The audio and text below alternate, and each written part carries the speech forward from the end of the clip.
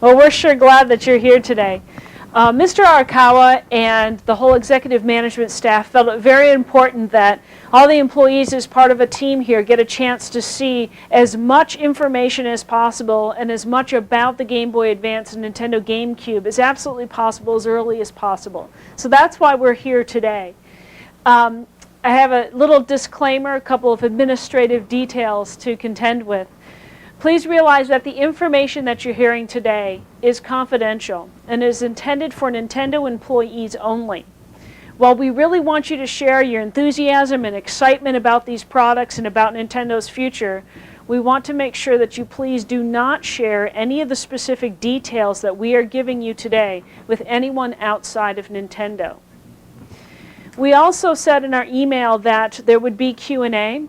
But when we finished developing our presentations, we realized that we are really giving you every bit of information that we can at this time. And so there really wasn't any room to be able to answer any additional questions.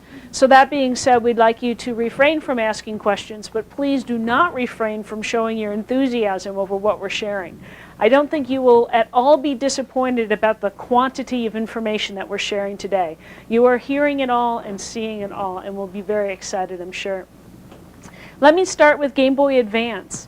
Game Boy Advance, like Game Boy, is going to be the cornerstone product for us. Not many people realize this, but 20 cents of every dollar that's spent in the video game industry goes towards the handheld systems. And we have like 99.9% market share of handhelds, so you know where those 20 cents are going on every dollar. 50% of our business is based on Game Boy. And you can bet that we have a whole lot of high hopes placed on Game Boy Advance, and we will not be disappointed, and I'm sure that you will not be either when you see what we have in store today. With us today, we have Steve Okamoto, there he is, and his development team. And Steve works with second and third party software developers for the Game Boy Advance. He is a software manager with a product support group of the PA&D group here at Nintendo.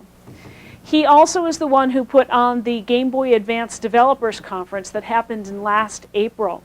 He has lived and breathed the Game Boy Advance. He knows everything there is to know about it, and I'm going to turn it over to him to tell you all those details. We also have 10 units that we will be handing around, so everyone will get a chance to play the system before they leave today. Thank you, Shelley.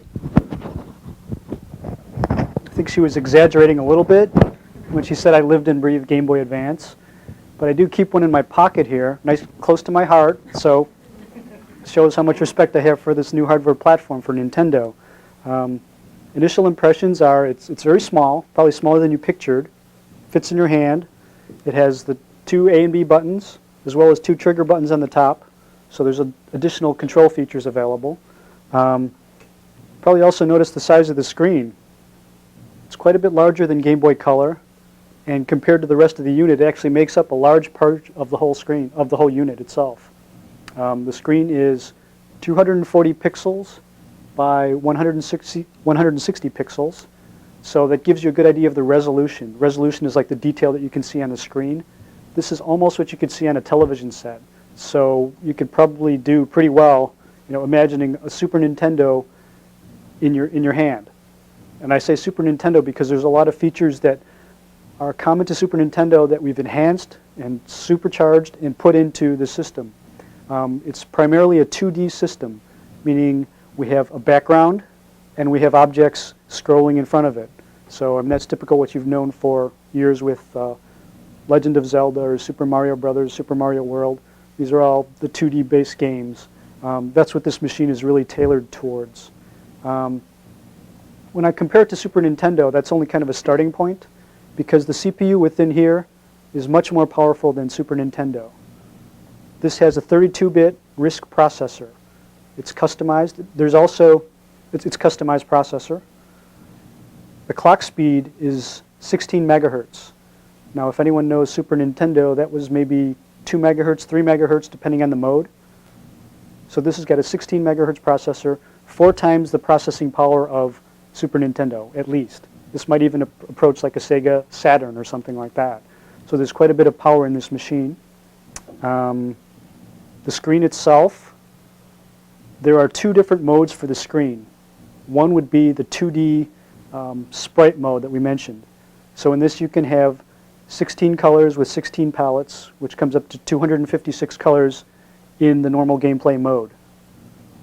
Compare that with Game Boy Color, you can get maybe 56 colors, or if you did some special palette tricks, you could do a little bit more than 56 colors. We've got 256 possible on Game Boy Advance. It's got a special mode where instead of being in the gameplay mode, you can go into a kind of a full motion video mode. What this does is it draws data into the screen 60 times a second. At this point, you can update it so it looks as if it were animating. So a lot of times you'll see like an AVI file on Windows. You can do like a little movie playback. You can do the equivalent of that on this screen, full screen at 60 hertz, or at 20 hertz, let's say, 20 times a second.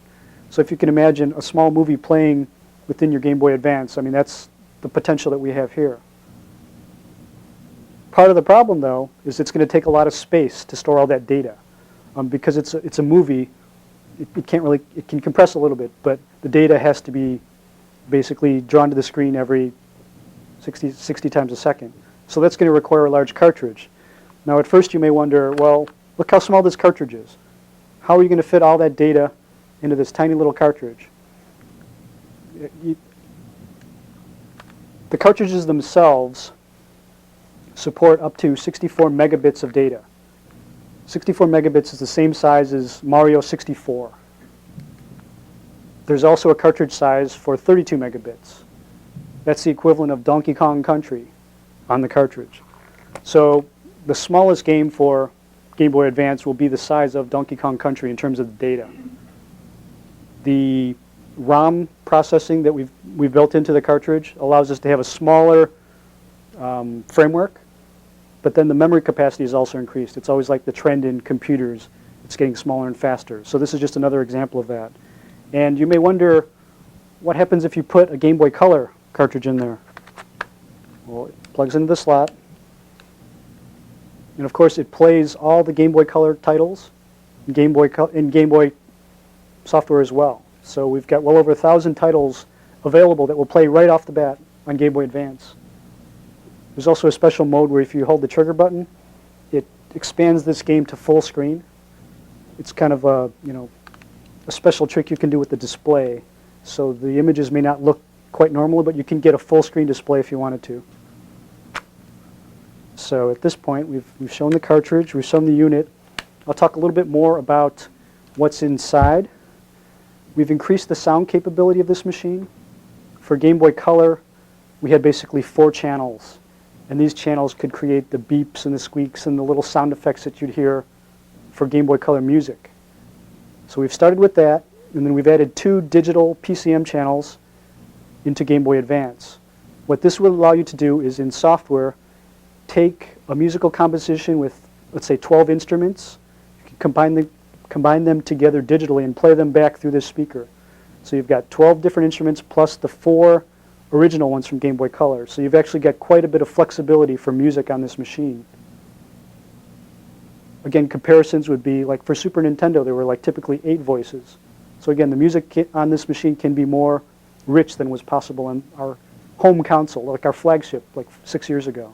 That's how technology has progressed. The other thing we should talk about would be serial communication. That's linking this device to something else. We have a serial communication port on the top of the unit. There will be cables that will connect this to another Game Boy Advance. Later today, we'll have demos of a 4-player Game Boy Advance game using a special cable. So once you start linking Game Boy Advances together, people start to wonder, well, what else can we do? And as they alluded to in the video footage there, we can use this to link to Nintendo 64. Nintendo 64's controller port is actually a serial port, so you could send data back and forth from your Nintendo 64.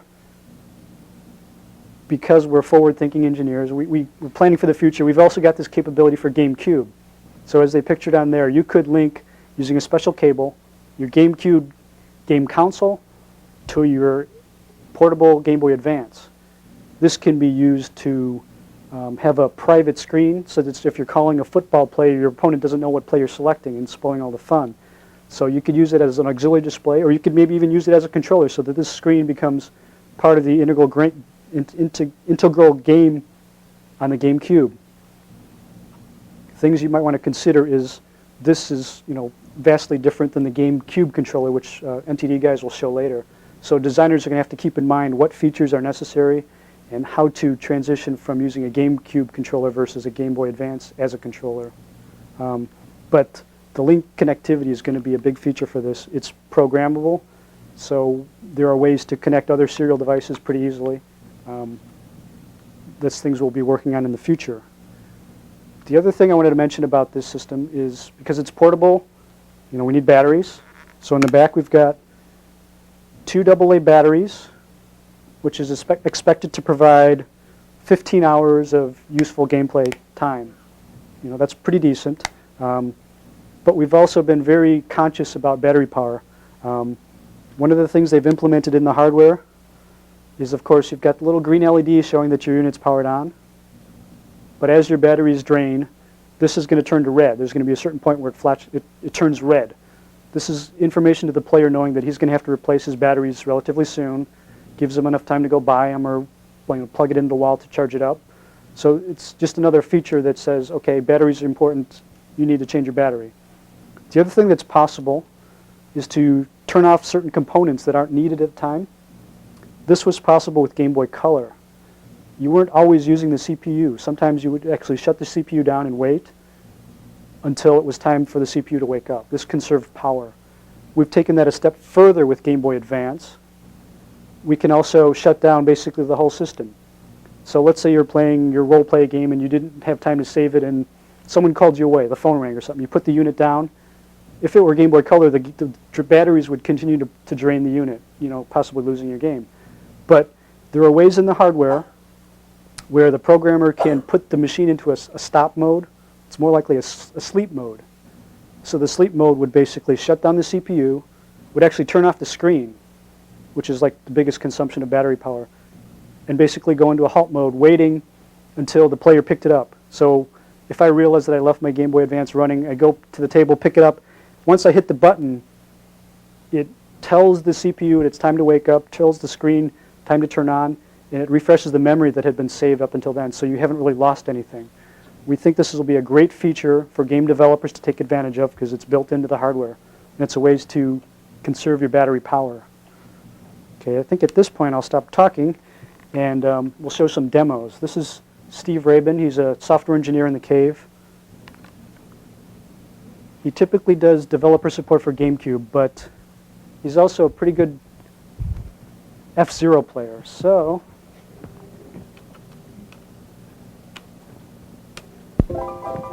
we have recruited him to do some demos for gameplay.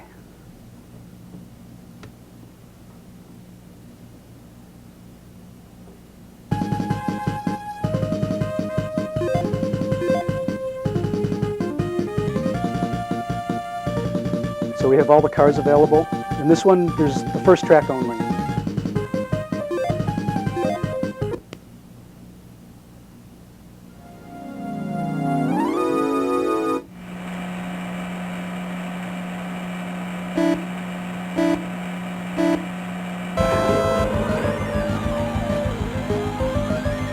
So at this time, Melody Morgan will be passing out some Game Boy Advances. Give you a chance to try it hands-on. We ask that you not remove the cartridge because they are fastened in there. But other than that, get a feel for the game and pass it on to your neighbor. You want to give everyone a chance to play the system. On the main screen, you can see the rotation and scaling going on in the system. As I mentioned, that's one of the specialties that we have in the hardware, is the ability to scale and rotate various backgrounds. You've probably heard of this as Mode 7 in Super Nintendo, but we've taken it a step further, allowing us to rotate and scale the objects itself. So the object would be like the car in the field. We could actually scroll and rotate that to give it, more depth and complexity.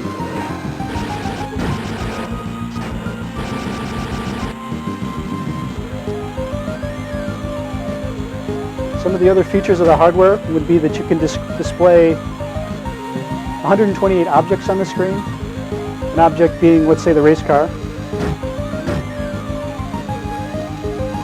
So contrast with Game Boy Color, we could do 40 different objects. So if you can picture 128 different objects, you can show how much more complex and mature the games can be. If you look in the horizon, you can kind of see a whitish tinge. That's actually done intentionally. Steve just wiped out. There you go. So I'll get back to that feature in a moment.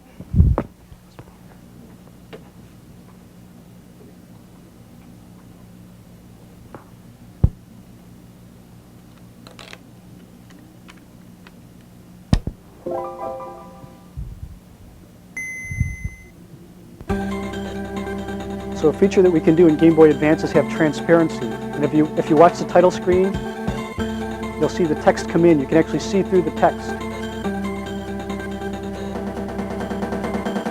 So you can do this on computers using a lot of CPU power, but this is built into the hardware. It's one of the few hardware platforms, or portable platforms, that can allow you to do transparent objects in front of other objects.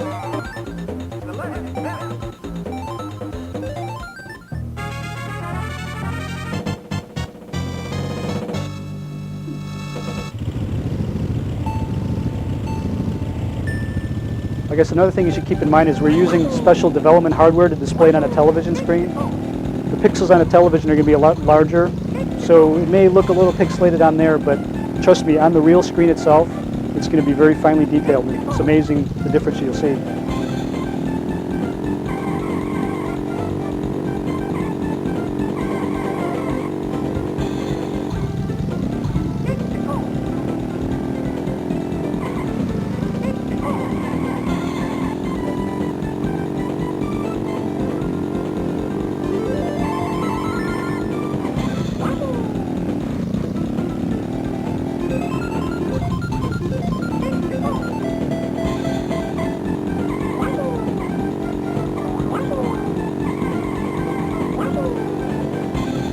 So you can see they're using the digital PCM channels to do the little Yoshi voice.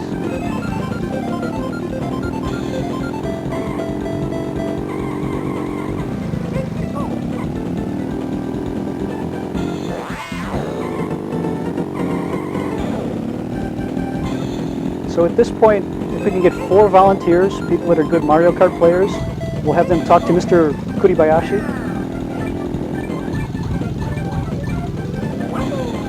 This is using a special link cable which allows you to do up to 4 players.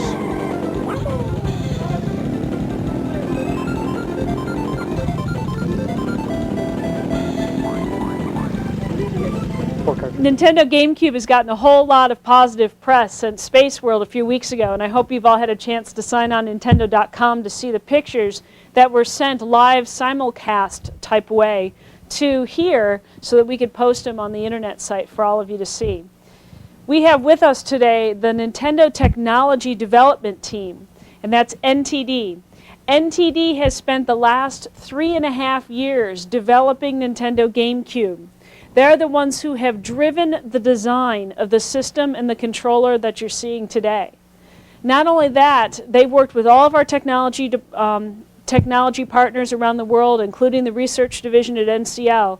And their focus and goal was to make sure that the GameCube was the ultimate gaming machine when it came out. And I think that when you see the demos today, you're going to see they actually achieved that result.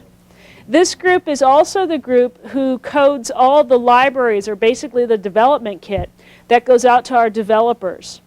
So what these guys are doing now that kind of GameCube is out in terms of the public's knowledge of it, they're working on developing and fine-tuning those development kits, as well as kind of looking towards the future. If you can believe it, they're already starting to work on our next generation system. So these are really the brains behind Nintendo here. We have with us the software engineers from NTD, and we have John, who's going to do the presentation today, and next to him, Tien, over here, and what was your, Mike? Mike, over here, and I think Eugene. Oh, there's a new person. I haven't met you yet today. All right, welcome. That's right. So I'm going to turn over the mic to them, and they're going to show off Nintendo GameCube for you. Great, thanks, Shelly. So as Shelly said, my name is John Cho, and I'm a software engineer over at NTD. And over here is Tian Lim, another software engineer, and he's helping me run side on these demos, so thank him as well. I know that there's also Mike over there is an artist at NTD, and behind him is Carl, who's in charge of the graphics at NTD. So even though we're in the corner of the building, I know we're super psyched about the GameCube, and you know, we're kind of obscure, but you know, we want to see some of your enthusiasm because you know we're sort of isolated. So are you guys excited to be the privileged few to see this GameCube finally? All right, cool. So I know that we learned a lot of lessons from N64. I'm not just speaking for myself, I'm speaking of the whole team. And there was a lot of lessons to be learned from N64. And one of the ways that our team kind of fostered and helped try to fix that problem was to talk to a lot of developers and a lot of technology partners and try to work with them. One of the goals of the system being that the GameCube is going to be very easy to develop for. And we know that with history, that history shows us that the success of a console is not just based on the technical merits, but based on the efforts of everyone, right, including marketing, PR, developer support, you know, customer service, everyone. So, you know, we're going to see where the GameCube goes. I know we're really excited on the technical end, but hopefully you guys will all chip in a little bit to see the success of GameCube in the future. So with that, let's show us. We're going to show you the first demo. Oh, the plastic. The plastic. I show you the plastic. You guys are excited to see the plastic. Okay. So right here in my hand is the GameCube. And this here is the prototype, and it's not actually real working hardware, but everything, all the components in here, all the components are in here that are necessary to make the GameCube. So the weight of the system, this is about what's going to feel like in terms of weight. You know, you can see that it actually functions, it actually opens. Being a prototype, the open button is a little sticky. A couple of things need to be worked out here and there.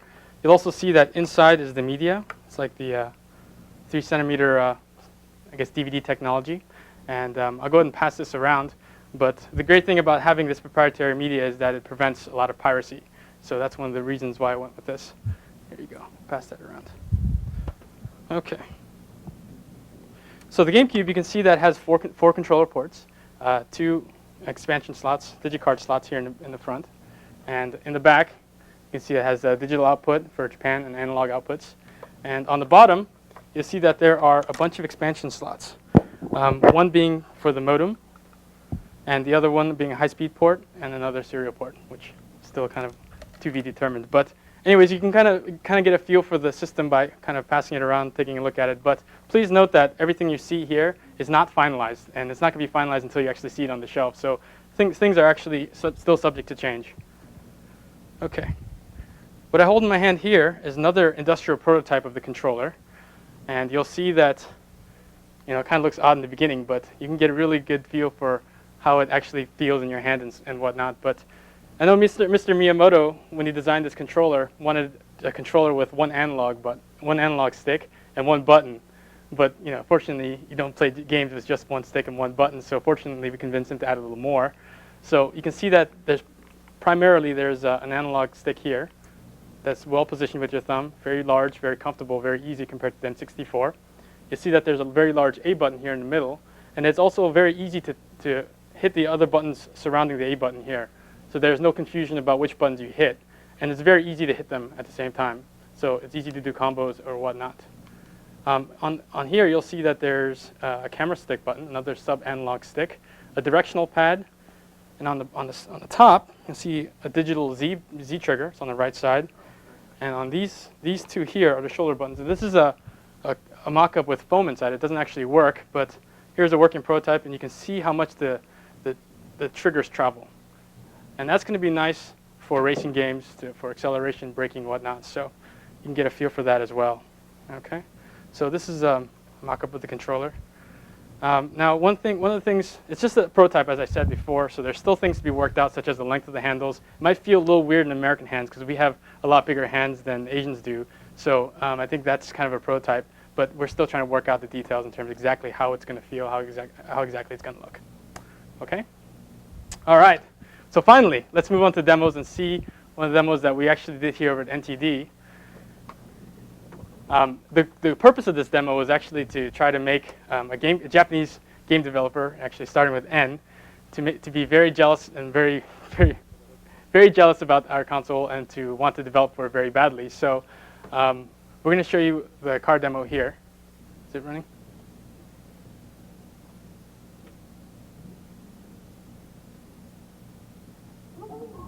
All right. And you'll notice that looks very nice. The audio that you hear is real audio from the GameCube, from the system here. So you'll notice that there's a lot of detail in these cars here. And I'll point that out by showing you some of the details. You can see the Ferrari, of course, on the back of the car, exhaust pipes, Ferrari on the front, Ferrari logo you can actually see and read if you zoom up in here. See it pretty nicely. I think these cars have brake pads, nicely molded rims, thanks to Mike. There's also stick shift, steering wheel, pedals, an engine in here, from the modeled engine. So it's a very nice looking car. Okay. But that's not the only car we decided to model at NTD. We also have a Formula One race car. And the nice thing about this model is that we can actually see some of the detail.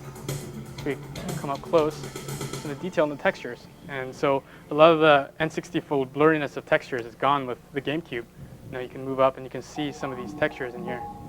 So it looks very nice. Okay. And another model that we had, decided to add some American muscle in here, is a Dodge Viper. And again, we had so much polygons to spare that we decided to put a spare tire in the back. Right? You can see the chrome, the reflection, whatnot. The interior is nicely well done, thanks to Mike. So we showed this to Miyamoto for the Space World demos, and he said, okay, that's all nice, and you can show one car, and that's great. But for a racing game, you don't just race one car, right? You race against competitors and other cars. So we decided to actually put more cars in than those three that you've seen. So put 3 in at the same time. They all look just and good, very nice. 3 is nice, but I think a racing game has a little more, so we could probably put 5 up at the same time. Well, going for 5, probably doesn't, we could probably do more than 5, so we can probably do 8. Show you some more cars here. And since we just had some more performance kicking around, we decided to add up a little more and had 12 up here. So that really shows you the power of the GameCube and how well it can look. So how good does the GameCube look compared to some of the consoles out there? We decided to take a demo reel of the PlayStation 2, Ridge Racer 5, and compare that against what we have at GameCube here. So let's slow the rotation down a bit. Thanks. All right. So I think immediately you guys can see the differences here. I think one of the things that pops out the most, I'm not sure if you guys in the back can see it, but on the hood, or the lettering on top of the hood is very jaggy, very shimmery, very flickery, and it's kind of very disturbing to the eye. You can see the stair stepping, the aliasing going on there, and it's just sort of hideous to look at. I mean, it's nice, but you kind of when you actually put the pictures side by side, you can see the quality differences and the things that you guys can really nitpick at. And it's not like we actually chose the best looking car in Ridge Racer 5, so the smoothest one. So that's PlayStation 2, and I think really when you put it up side by side, it really speaks for itself. So let me show you the model of the Formula One Racer, and you can see this one has a lot more texture definition than the Ferrari, but you can see that the textures, the lettering on here, they don't flicker, they don't shimmer. You have full scene anti-aliasing here, and it looks very smooth, all at 60 frames per second. So I think really this demo shows a lot about the power of GameCube. Cool. Okay, so that's the car demo that we did over at NTD, and actually was done by one programmer, one artist, and done in a couple weeks. That actually probably could have been done in about a week. So GameCube is actually very easy to develop for. And another testament to that is a Rebirth demo that we have. The Rebirth demo was done by Mixcore, a group of programmers and artists in Osaka, Japan. And you might have seen some of the still shots on the web, but this is all running in real time here. You can see Woody here. This is all actually a full motion video sequence that was ported to the GameCube real time. So this is running real time and not on a full motion video. You can see the texture definition, See the wood here. You can just see the leaves in the background. The amount of detail, you can see the individual strands of grass. That's all geometry. This is all geometry out here. So there's an extremely large amount of detail, and you'll see that in all of our demos. So Mixcore did a really great job, but I think the most outstanding thing about this demo is it looks great, but you know what? It was actually done in 2 days. The port was done in 2 days by NCL's GameCube team. So it's really another testament to the fact that GameCube is really easy to design for, as opposed to N64. So there are a lot of lessons learned and a lot of lessons that we hope will help us to be more competitive in the future. So we have another cutscene, cutscene 2, and you can see some more detail here as well.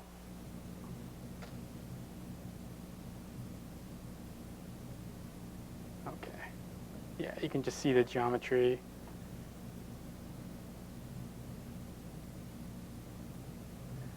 Yep, the fog here is actually used not to hide geometry, but for effect. So you can see all the leaves are in the back are modeled very nicely. The squirrel is soft-skinned. Yeah, so there's a crap load of textures here that I don't think another console might be able to accomplish. But this is actually done in real time. A lot of people confuse this and say, "Oh my God, it looks like a full motion video," but it's running right here. So it's kind of cool that you guys are the select few to be able to see some of these things right here. So, okay, that's great.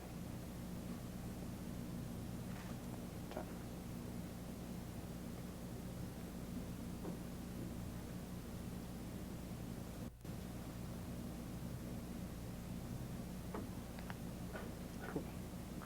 Okay, the next thing we're going to show you is actually a full motion video clip from Silicon Knights, which is actually a second party to Nintendo. And because the GameCube is now on a disc system and as opposed to a cartridge system, we can actually be able to have full motion video sequences with good audio and good visual video. So we're going to show you a clip that shows you the capabilities that GameCube can do in that kind of area. So this is a clip from Two Human. We are graced by the presence of Proteus Psi. His contribution and sacrifice will exceed the forefathers.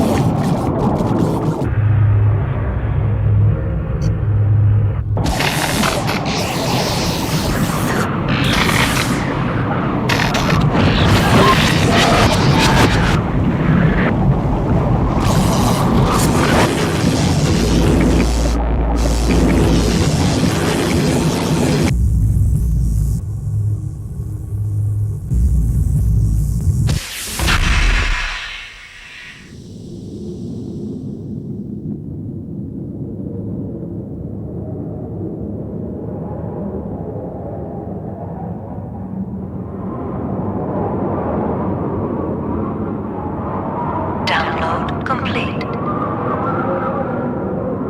There is much to consider. Hopefully it won't take too long. But okay. All right, so we have only 2 more demos for you left, but these are kind of like the grand finale, and they're done by Factor 5. And I'm just going to say a disclaimer in the sense that what you're about to see, it doesn't mean that it's actually a game in the works. It's just a demo, and you guys should just take it as that. It's just a demo, okay? So let's go ahead and dim the lights. We'll go and run it through one time, and then we'll run it a second time with some comments. So.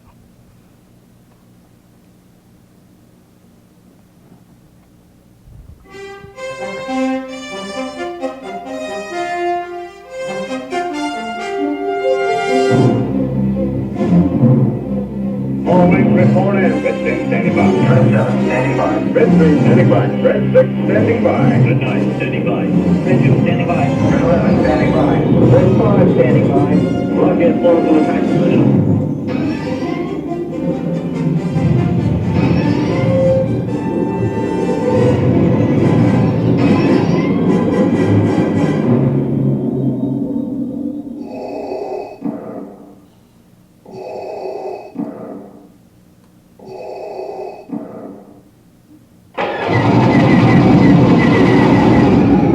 Too many of them.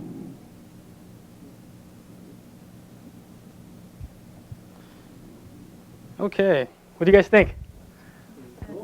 Come on, see you more. Okay, we're going to run through this clip one more time with some comments, and you guys are going to be really impressed by what you see with some comments. The first thing you guys should note is that the X-Wing that you see in the center of the screen when it pans out to it is that model is actually the real Industrial Light and Magic model used in the Star Wars, the Saga Continues, I don't know, the Return, what's it? The Special Edition, okay, there we go. So it's actually the real X-Wing used in the Special Edition, and it was just plopped right into the GameCube, and no problem, just easy to port, easy to render. So that's a really big testament to that. The audio that you heard is just audio that is being produced by GameCube. Everything that you hear, the surround that you hear is all GameCube. So I think we can have really high quality audio as well on here. The next scene with the TIE fighters, that's about 70 TIE fighters coming right at you. Again, there's just so much to see on the GameCube. Let me go ahead and run it through one more time. I think this clip was done by one programmer and 5 artists. The first X-Wing took 2 days to put up onto the screen, and the rest just took like a week. So again, the whole point of this, as opposed to PS2, is that it's very easy to develop for, and we're catering this machine to developers. Okay, notice the pilot and the R2-D2 model. You guys know the Raven model from the Xbox demos? It's the girl doing some karate demos. If you've seen her, this pilot inside this X-Wing has more polygons. It's about 4,900 polygons than the Raven. So I think that's always kind of a nice gratuitous use of polygons to see on the GameCube. But I think Factor 5 did a nice job on this demo. Okay, the next one again was brought up very quickly on GameCube. There you go. Just grab it here. And just, run around, shoot things. There's I think how many TIE fighters? There are 75 TIE fighters in the scene running around. Yeah. Yeah, you can shoot the towers, you can shoot the TIE fighters. There's also some X-wings and A-wings, Y-wings in the scene to help you out. So this is all done with dynamic lighting, all done very quickly. This is probably the worst thing you'll ever see. But this was it's okay if you run it there. But this demo was done in a week, so that's about the worst quality you'll ever see. If the programmers worked on this for a little longer, they can definitely polish it up a lot more. So.